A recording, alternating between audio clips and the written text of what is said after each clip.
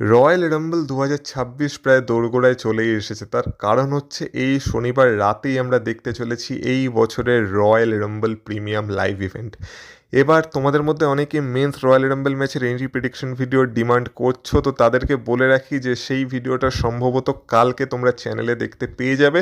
আর সেই কারণে তোমাদেরকে এই চ্যানেলটাকে সাবস্ক্রাইব করে রাখতে হবে যারা এখনও সাবস্ক্রাইব করোনি। তাছাড়াও রয়্যাল রাম্বল যেহেতু ধীরে ধীরে কাছে আসছে, তাই রয়্যাল রাম্বলের উত্তেজনাও ধীরে ধীরে বাড়ছে। তো সেই কারণে রয়্যাল রাম্বল রিলেটেড অনেক কন্টেন্ট তোমরা এই চ্যানেলে দেখতে পাবে। তাই যারা এখনও চ্যানেলটাকে সাবস্ক্রাইব করোনি তারা প্লিজ চ্যানেলটাকে সাবস্ক্রাইব করে দাও, যাতে ফিউচার কন্টেন্ট তোমরা এনজয় করতে পারো। তো আজকের এই ভিডিওতে আমরা কথা বলতে চলেছি যে এই বছরের রয়্যাল রাম্বল সম্ভবত কে বা কারা জিততে পারে। কারা কেন বলছি, কারণ আমরা দুটো রয়্যাল রাম্বল ম্যাচ দেখতে পাই, একটা ছেলেদের একটা মেয়েদের। তো ছেলেদের রয়্যাল রাম্বল ম্যাচ কে জিততে পারে সেটা নিয়ে আমি 5 জনের নাম বলবো, মানে সেই সম্পর্কে আমি 5 জনের নাম বলবো, যেই 5 জনের মধ্যেই একজন আমার মনে হয় যে এই বছরের রয়্যাল রাম্বল ম্যাচ জিততে চলেছে, মেন্স রয়্যাল রাম্বল ম্যাচ। আর সেমভাবে আমি মেয়েদের রয়্যাল রাম্বল ম্যাচের জন্য 5টা পসিবল নাম বলবো, যেই 5 জনের মধ্যেই একজন আমার মনে হয় এই বছরের ওমেন্স রয়্যাল রাম্বল ম্যাচ জিততে চলেছে। এবার এতক্ষণে আমার মনে পড়ে গেছে যে আগের বছর আমি সেম টাইপের একটা ভিডিও বানিয়েছিলাম, কিন্তু সেই ভিডিওতে আমি যেই নামগুলো বলেছিলাম, যেটাকে আমি বলেছিলাম 100% কনফার্ম, কিন্তু সেই সব নাম ছাপিয়ে গিয়ে আমাদের জেউসও রয়্যাল রাম্বল জিতে গেছিলো। তো সেই অত বড় ব্লান্ডারের পরে আমি যে আবার সাহস করে এই বছর এই ভিডিওটা বানানোর সাহস করেছি, মানে এটাই অনেক বড় ব্যাপার। কিন্তু এই বছর আশা করি আমার আর সেরকম ভুল হবে না, কারণ এই বছর আমি একটা আনপ্রেডিক্টেবল নামও রাখার চেষ্টা করি, যে সেইটা জেউসের মতো মাঝখান থেকে এসে রয়্যাল রাম্বল জিতে বেরিয়ে যেতে পারে। তো আশা করি তোমাদের ভিডিওটা ভালো লাগবে, তাই আর বেশি কথা না বলে এবার ভিডিওটাকে শুরু করা যাক, কারণ তোমরা দেখছো wrestle entertainer. So let's start the entertainment.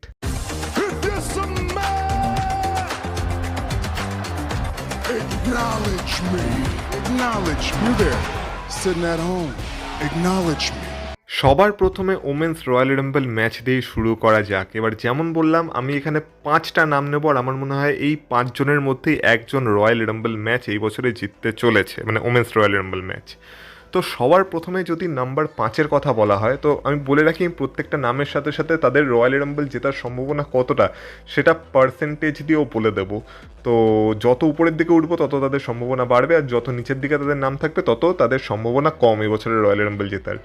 তো শুরু করা যাক নাম্বার 5 দিয়ে, যেখানে আমি রেখেছি রিয়া রিপ্লিকে। এবার রিয়া রিপ্লির নাম আমি কেন রেখেছি, কারণ এই মুহূর্তে ডাব্লিউডাব্লিউ ওমেন্স ডিভিশনে রিয়া রিপ্লিকে একজন বড় সুপারস্টার মনে করে। তো রাসেলমেনিয়ায় একটা বড় ম্যাচ বানানোর জন্য রিয়া রিপ্লিকে ডাব্লিউডাব্লিউ এই বছরের রয়্যাল রাম্বল জেতাতেই পারে।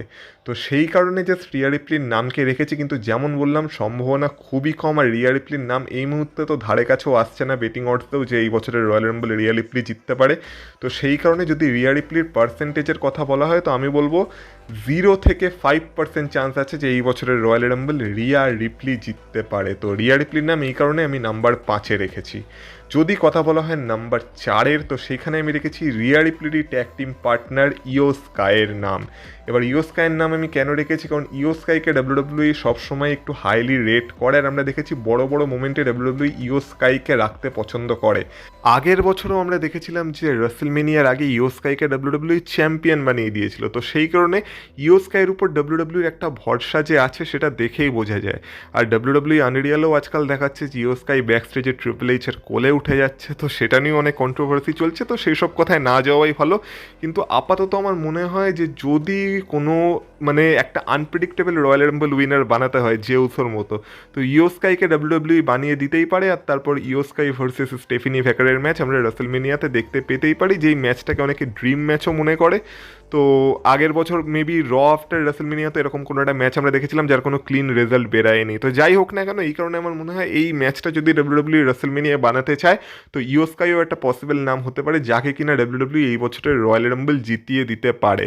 কিন্তু ইও স্কাইয়ের সম্ভাবনাও রিয়া রিপ্লির মতো খুবই কম। হ্যাঁ, রিয়া রিপ্লির তুলনায় একটু বেশি হলেও বাকিদের তুলনায় খুবই কম। মানে ইও স্কাইয়ের যদি সম্ভাবনার কথা বলা হয়, আমি বলবো ইও স্কাইয়ের চান্স আছে 10 to 15%, মানে 10 থেকে 15%ই চান্স আছে যে ইও স্কাই এই বছরের রয়্যাল রাম্বল জিতবে। তো সেই কারণে ইও স্কাইয়ের নাম আমি আমার লিস্টে নাম্বার 4-এ রেখেছি। এবার চলে আসা যাক টপ 3-তে। আর এই 3 জনের মধ্যেই একজন পসিবলি এই বছরের ওমেন্স রয়্যাল রাম্বল ম্যাচ জিততে চলেছে, এটাও তোমরা ধরে রাখতে পারো। প্রায় ধরে রাখতে পারো, আমি আর 100% বলবো না, কারণ আগের বছর ডাব্লিউডাব্লিউ আমার সাথে যেই খেলা খেলেছে আমার সত্যি কনফিডেন্স লেভেল খুবই কমে গেছে, কিন্তু তবুও আমি বলে রাখতে পারি যে এই তিনজনের মধ্যেই একজন এই বছরের ওমেন্স রয়্যাল রাম্বল ম্যাচ জিতবে। এর সম্ভাবনা খুবই বেশি। মাঝখানে আমার আজকাল খুব কথা জড়িয়ে যাচ্ছে না, যাই হোক না কেন, তো চলে আসা যাক 3 নম্বর নামে, যেখানে আমি রেখেছি জর্ডানি গ্রেসের নাম। এবার জর্ডানি গ্রেসের নাম আমি কেন রেখেছি, দেখো প্রথম কথা হলো জর্ডানি গ্রেসকে এই মুহূর্তে NXT থেকে মেন রোস্টারে কল আপ করা হয়েছে, আর দেখে মনে হচ্ছে জর্ডানি গ্রেসকে ডাব্লিউডাব্লিউ খুব হাইলি রেট করে। আমরা দেখেছিলাম যখন জর্ডানি গ্রেস TNA-তে ছিল তখন থেকেই জর্ডানি গ্রেসকে ডাব্লিউডাব্লিউ রয়্যাল রাম্বল ম্যাচে অ্যাপিয়ার করাতো, আর এখন তো জর্ডানি গ্রেস ডাব্লিউডাব্লিউ সম্পত্তি হয়ে গেছে। আর আমরা দেখতেও পাচ্ছি যে জেড কার্গিলের সাথে তার একটা ফিউড তৈরি করার চেষ্টা ডাব্লিউডাব্লিউ স্ম্যাকডাউনের এপিসোডে অলরেডি করছে। এবার দেখে তো মনে হচ্ছে সেই ফিউডটা হয়তো এলিমিনেশন চেম্বার বা হয়তো রয়্যাল রাম্বলই ম্যাচ হয়ে শেষ হয়ে যেতে পারে, কিন্তু সেটা যদি না হয় আমার মনে হয় ডাব্লিউডাব্লিউ এই বছরের রয়্যাল রাম্বলে জর্ডানি গ্রেসকে জিতিয়ে দিতে পারে, যদি একান্ত ডাব্লিউডাব্লিউ এর কাছে আর একটা প্ল্যান না থাকে, যেটার কথা একটু পরে বলছি। সেই প্ল্যানটা না থাকলে জর্ডানি গ্রেস ডাব্লিউডাব্লিউ এর কাছে একটা ব্যাকআপ প্ল্যান হতে পারে, আর রাসেলমেনিয়াতে জর্ডানি গ্রেস আর জেড কার্গিল দুই পাওয়ার হাউসের মধ্যে একটা ম্যাচ আমাদের ডাব্লিউডাব্লিউ দেখাতেই পারে। তো সেই কারণে জর্ডানি গ্রেসেরও একটা চান্স আছে যে এই বছরের women's royal rumble winner WWE Jordynne গ্রেসকে বানিয়ে দিতে পারে, যার ফলে জর্ডানি গ্রেস একটা হিউজ লেভেলের পুশও ডাব্লিউডাব্লিউ তরফ থেকে তার প্রথম তার কেরিয়ারের শুরুর দিকেই পেয়ে যাবে। তো যদি শতাংশের কথা বলা হয় আমি বলবো জর্ডানি গ্রেসের চান্স আছে প্রায় 40 থেকে 60% যে সে এই বছরের রয়্যাল রাম্বল ম্যাচ জিতে যেতে পারে আগের বছরের জেউসের মতো, সারপ্রাইজিংলি। তো সেই কারণে জর্ডানি গ্রেসকে আমি আমার লিস্টের নাম্বার 3-এ রেখেছি। এবার যদি কথা বলা হয় নাম্বার 2-এর, আমরা টপ 2-তে চলে এসেছি, আর তোমরা ধরে রাখতে পারো যে এই যে দুজনের নাম আমি বলবো এই দুজনের মধ্যে একজন এই বছরের পসিবল উইনার হতে চলেছে, যার মধ্যে 2 নম্বরে আমি রেখেছি আমাদের EST অফ ডাব্লিউডাব্লিউ বিয়াঙ্কা বেলেয়ারের নাম। এবার যেমন আমি আরেকটা প্ল্যানের কথা বলছিলাম যে জর্ডানি গ্রেস আর জেড কার্গিলের ম্যাচ যদি ডাব্লিউডাব্লিউ না করতে চায় তাহলে একটা ড্রিম ম্যাচ ডাব্লিউডাব্লিউর হাতে অলরেডি পড়ে আছে, যেই ম্যাচটার ডিমান্ড জবের থেকে জেড কার্গিল ডাব্লিউডাব্লিউর মেন রোস্টারে ডেবিউ করেছিল তখন থেকেই ডাব্লিউডাব্লিউ ফ্যান্সরা করে চলেছে, যেটা হলো বিয়াঙ্কা ব্লেয়ার ভার্সেস জেড কার্গিলের একটা ম্যাচ। আর এই মুহূর্তে যেহেতু Z Kargil WWE women's champion, তাই এই ম্যাচটার পসিবিলিটি আরও অনেক বেড়ে গেছে। আমরা জেড কার্গিল আর বিয়াঙ্কা প্লেয়ারের মধ্যে হিস্ট্রিও দেখেছি, তারা একসাথে ট্যাগ টিম চ্যাম্পিয়নশিপও জিতেছে, ট্যাগ টিমে কম্পিটও করেছে। মাঝখানে নায়োমিরও একটা ফিউড আমরা দেখেছিলাম জেড কার্গিলের সাথে, যেখানে তারা একসাথে ছিল। তো তাদের মধ্যে হিস্ট্রি তো অলরেডি আছে, আর পসিবলি এই বছরের রয়্যাল রাম্বলে বিয়াঙ্কা প্লেয়ারের রিটার্নও হতে পারে, কারণ বিয়াঙ্কা প্লেয়ারকে তার ফিঙ্গার ইঞ্জুরির জন্য আমরা অনেকদিন ডাব্লিউডাব্লিউতে দেখতে পাচ্ছি না, কিন্তু এখন জানা যাচ্ছে যে তার ফিঙ্গার ইঞ্জুরি ঠিক হয়ে গেছে, আর রয়্যাল রাম্বলে সম্ভবত বিয়াঙ্কা প্লেয়ার রিটার্ন করতে পারে। শুধু রিটার্ন করবে না, এই বছরে বিয়াঙ্কা ব্লেয়ারেরও রয়্যাল রাম্বল জেতার চান্স প্রবল। তো সেইটা যদি হয় তাহলে রাসেলমেনিয়াতে আমরা বিয়াঙ্কা ব্লেয়ার ভার্সেস জেড কার্গিলের ম্যাচই দেখতে চলেছি, এটাও প্রায় ধরে রাখাই যায়। তো সেই কারণে বিয়াঙ্কা ব্লেয়ারকে আমি আমার লিস্টের নাম্বার 2-এ রেখেছি। আর যদি বিয়াঙ্কা ব্লেয়ারের চান্সের কথা বলা হয় আমি বলবো 90 থেকে 95% চান্স আছে যে এই বছরের royal rumble match Bianca Blair জিতে যেতে পারে। তো সেই কারণেই যেহেতু চান্স এতটা হাই, তো তোমরা প্রায় ধরে রাখতে পারো যে বিয়াঙ্কা ব্লেয়ারই সম্ভবত এই বছরের উইনার হয়ে যেতেও পারে, যদি না আমাদের লিস্টের নাম্বার 1-এ যে আছে সে উইনার হয়। তো সেই কারণে বিয়াঙ্কা ব্লেয়ার আমার লিস্টে নাম্বার 2 দ্বিতীয় স্থান অধিকার করেছে। আর এবার ফাইনালি কথা বলা যাক আমার এই লিস্টে নাম্বার 1 নামের, 1 নম্বর নামের, যার এই বছরের ওমেন্স রয়্যাল রাম্বল জেতার সম্ভাবনা সব থেকে বেশি।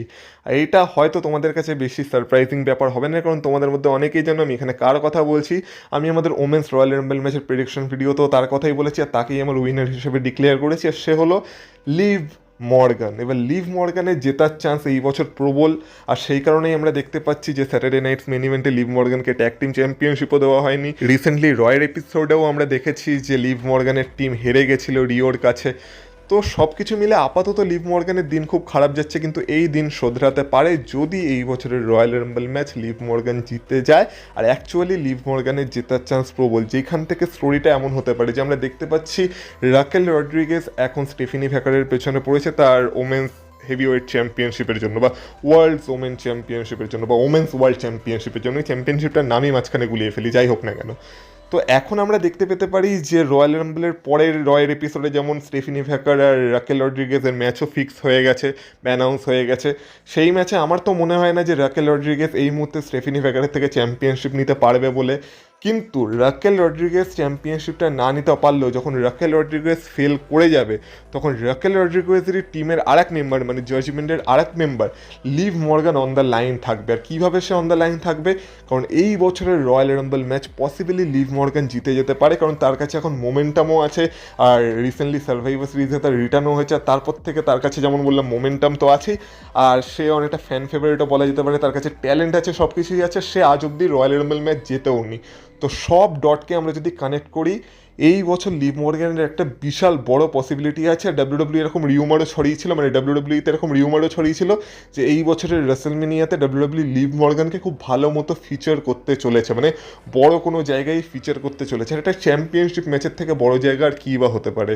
তো সেই কারণে লিভ মর্গানের চান্স এই বছর সব থেকে বেশি যে সে এই বছরের ওমেন্স রয়্যাল রাম্বল ম্যাচ জিতে সম্ভবত স্টেফিনি ভ্যাকারকেই চ্যালেঞ্জ করতে পারে at WrestleMania for women's world championship. Jade Cargill versus Liv মর্গানের ম্যাচ হওয়ার সম্ভাবনা একটু কম, কারণ যেহেতু তারা দুজনেই হিল, তো হিল ভার্সেস হিল সম্ভবত রাসেলমেনিয়া আমরা দেখতে পাবো না। তাই লিভ মর্গান যদি একান্ত রয়্যাল রাম্বল ম্যাচ জেতে তাহলে তার স্টেফিনি ভ্যাকারকে চ্যালেঞ্জ করার সম্ভাবনাই প্রবল। আর এখান থেকে হয়তো ফিউচারে আমরা আরেকটা স্টোরি লাইনও দেখতে পেতে পারি যে লিভ মর্গান যদি রাসেলমেনিয়া স্টেফিনি ভ্যাকারকে চ্যালেঞ্জ করে আর তাকে যদি হারিয়ে নতুন চ্যাম্পিয়ন হয়ে যায়, তখন হয়তো রাকেল রড্রিগেজ সেটা একটুখানি জেলাস ফিল করতে পারে যে আমি পারলাম না কিন্তু লিভ পেরে গেল।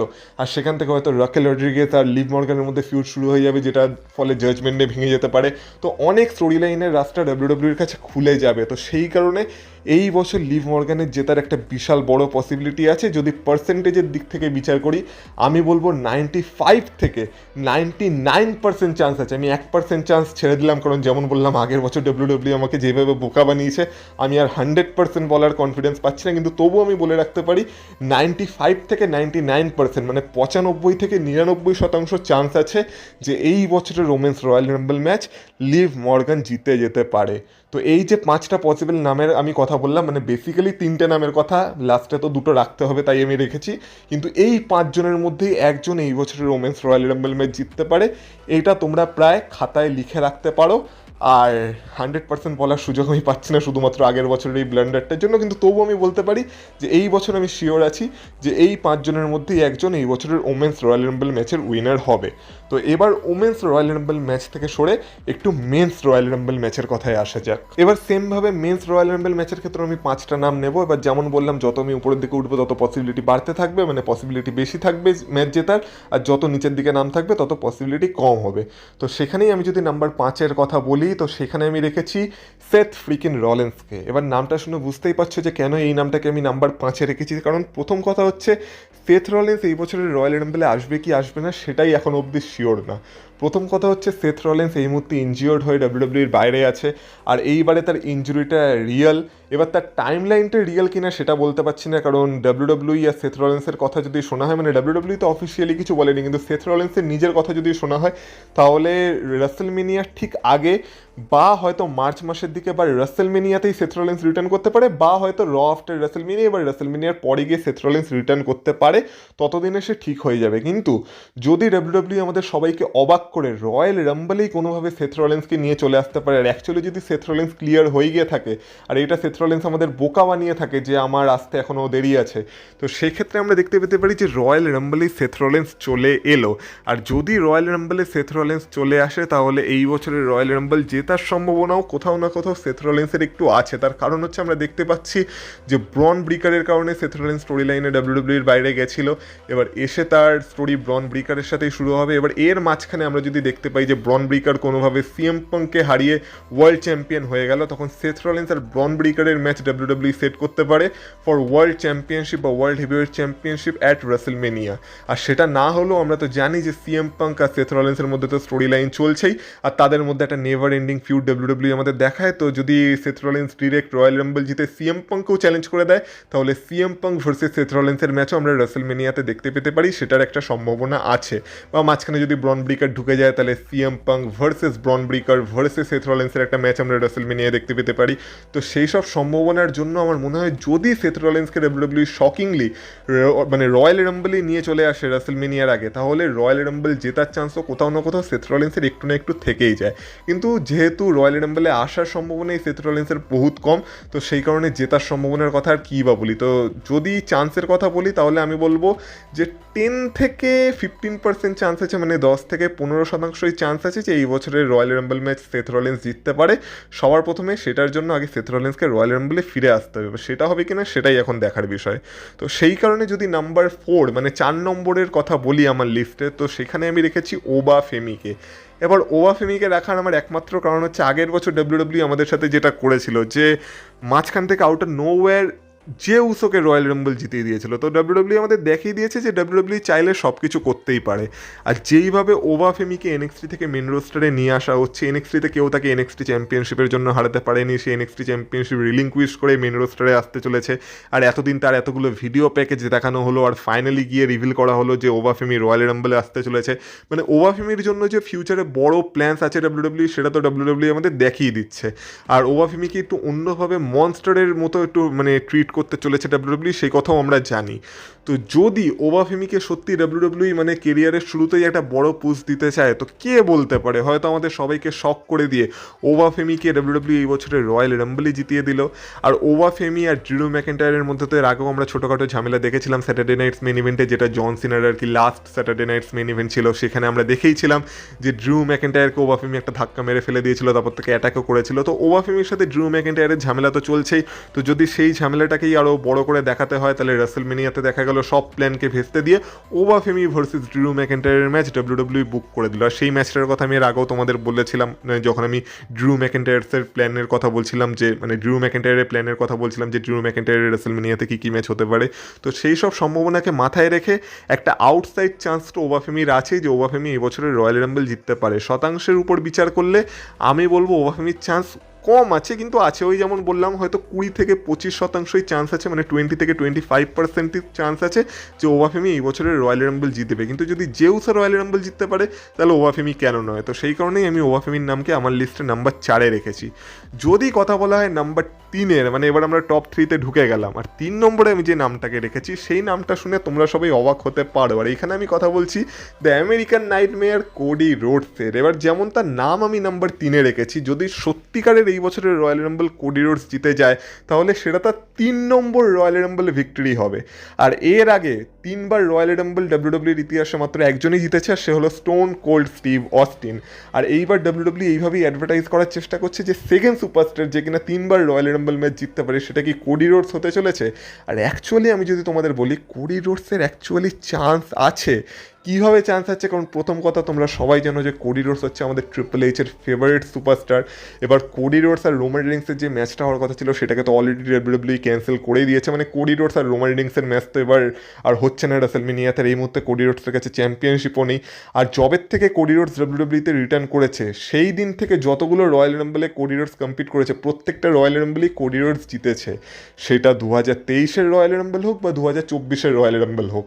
2025-এর রয়্যাল রাম্বল জিততে পারেনি কারণ 2025-এর সময় কোডি রোডস নিজেই চ্যাম্পিয়ন ছিল।